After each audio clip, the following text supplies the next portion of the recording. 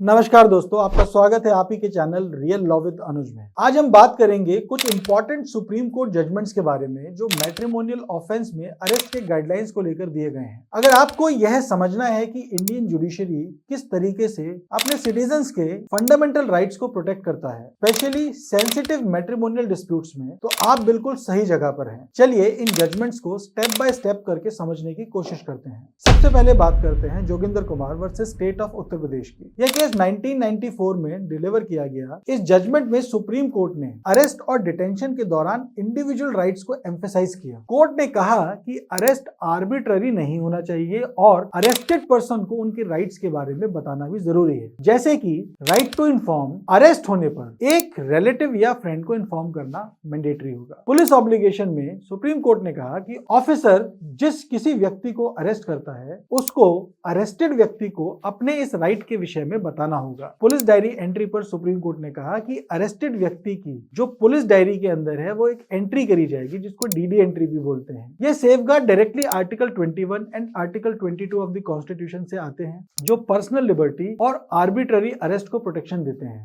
इसके बाद बात करते हैं ललिता कुमारी वर्सेस स्टेट ऑफ यूपी की। यह जजमेंट 2014 में डिलीवर किया गया और इस जजमेंट में सुप्रीम कोर्ट ने क्लैरिफाई किया कि कॉग्निजेबल ऑफेंस की इंफॉर्मेशन मिलते ही यह स्टेशन हाउस ऑफिसर यानी कि पुलिस ऑफिसर की जिम्मेवारी बन जाती है कि वह मैंडेटरीली एफआईआर को रजिस्टर करे। और यदि ऐसी परिस्थिति में पुलिस एफआईआर रजिस्टर नहीं करती है तो यह एक कंटेम्प्ट माना जाएगा। इसके साथ ही सुप्रीम कोर्ट ने एक एक्सेप्शन भी दिया, जिसमें सुप्रीम कोर्ट ने बताया कि मैट्रिमोनियल ऑफेंसेस के अंदर प्रीलिमिनरी इंक्वायरी कराई जा सकती है यदि प्रीलिमिनरी इंक्वायरी में यह पता लगता है कि कोई कॉग्निजेबल ऑफेंस हुआ ही नहीं है, तो ऐसी परिस्थिति में एफआईआर को रजिस्टर करना जरूरी नहीं होगा। और यदि प्रीलिमिनरी इंक्वायरी की फाइंडिंग आती है कि एक ऑफेंस कमिट हुआ है जो कि कॉग्निजेबल है नेचर में, तो एफआईआर रजिस्टर करी जा सकती है। यह प्रोसेस हेल्प करता है जेन्युइन कंप्लेंट्स को एफआईआर रजिस्टर करने में और फ्रिवलस कंप्लेंट को रोकने के लिए। अब बात करते हैं BK Basu versus state of Bengal case की, जो कि 1997 में डिलीवर हुआ। यह केस कस्टोडियल वायलेंस को रोकने के लिए था। सुप्रीम कोर्ट ने कुछ इंपॉर्टेंट गाइडलाइंस दी इस केस में, जिससे कि अरेस्ट ट्रांसपेरेंट और अकाउंटेबल हो और अरेस्टेड पर्सन के राइट्स को प्रोटेक्ट किया जा सके।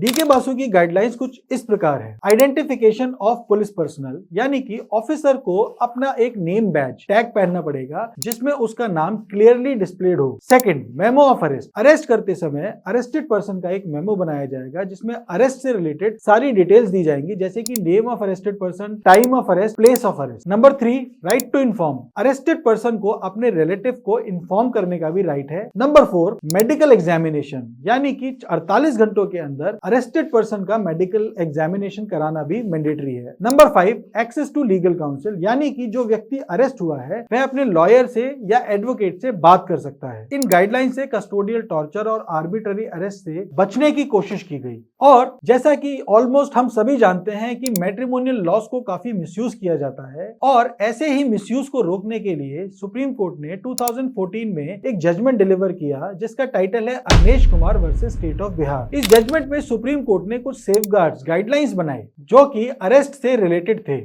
सेक्शन 498 एक ऐसा सेक्शन है जो कि हस्बैंड या उसके रिलेटिव द्वारा वाइफ के साथ क्रूअल्टी करने को एड्रेस करता है। उसमें अरेस्ट को ऑटोमेटिक नहीं बनाना था। सुप्रीम कोर्ट ने गाइडलाइंस दिए कि अरेस्ट तब तक नहीं किया जाएगा जब तक बेहद जरूरी ना हो, और अरेस्ट करने से पहले सुप्रीम कोर्ट ने मैंडेटरी किया कि सेक्शन 41A का नोटिस देना ही पड़ेगा। यदि सेक्शन 41A के नोटिस को दिए बिना पुलिस ऑफिसर किसी को अरेस्ट कर लेता है एक ऐसे ऑफेंस में जिसमें मैक्सिमम पनिशमेंट 7 ईयर्स है, तो उस परिस्थिति के अंदर वह अरेस्ट इलीगल होगा, नंबर 1। नंबर 2, ऐसे ऑफिसर के अगेंस्ट में कंटेम्प्ट एक्शन भी लाई करता है। नंबर 3, ऐसे ऑफिसर के अगेंस्ट में डिपार्टमेंटल इंक्वायरी भी हो सकती है। अरनेश कुमार में सुप्रीम कोर्ट ने यह भी किया कि यदि पुलिस ऑफिसर 498A के ऑफेंस में किसी व्यक्ति को अरेस्ट करता है तो उसको अरेस्ट करने के पीछे अपना एक जस्टिफाइड रीजन भी देना पड़ेगा। यह गाइडलाइन इंश्योर करते हैं कि अक्यूज्ड के राइट को प्रोटेक्ट किया जा सके और साथ ही में विक्टिम को भी जस्टिस मिले।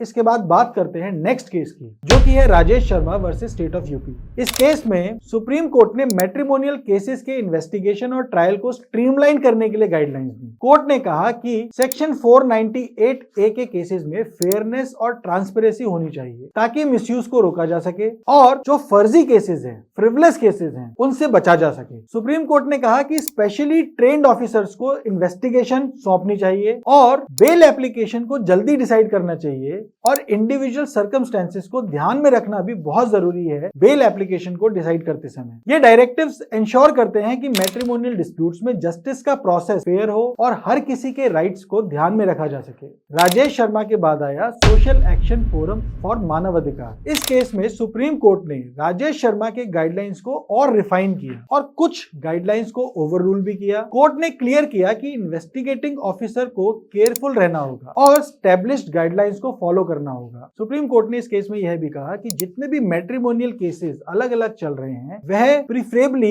एक ही कोर्ट द्वारा डिसाइड किए जाएं। इससे एक अच्छा डिसीजन आने में सहायता मिलेगी। ये सभी जजमेंट्स मिलकर के एक बैलेंस क्रिएट करते हैं जिसमें इंडिविजुअल राइट्स को प्रोटेक्ट किया जाता है और जस्टिस भी इंश्योर किया जाता है। तो आज के वीडियो से यह समझ में आता है कि सुप्रीम कोर्ट की ये जजमेंट अरेस्ट के दौरान इंडिविजुअल राइट्स को प्रोटेक्ट करते हैं, स्पेशली मैट्रिमोनियल डिस्प्यूट्स में। अगर आपको यह वीडियो हेल्पफुल लगा हो तो वीडियो को लाइक करना ना भूलें और यदि आप हमारे चैनल पर नए हैं तो चैनल को सब्सक्राइब करना ना भूलें।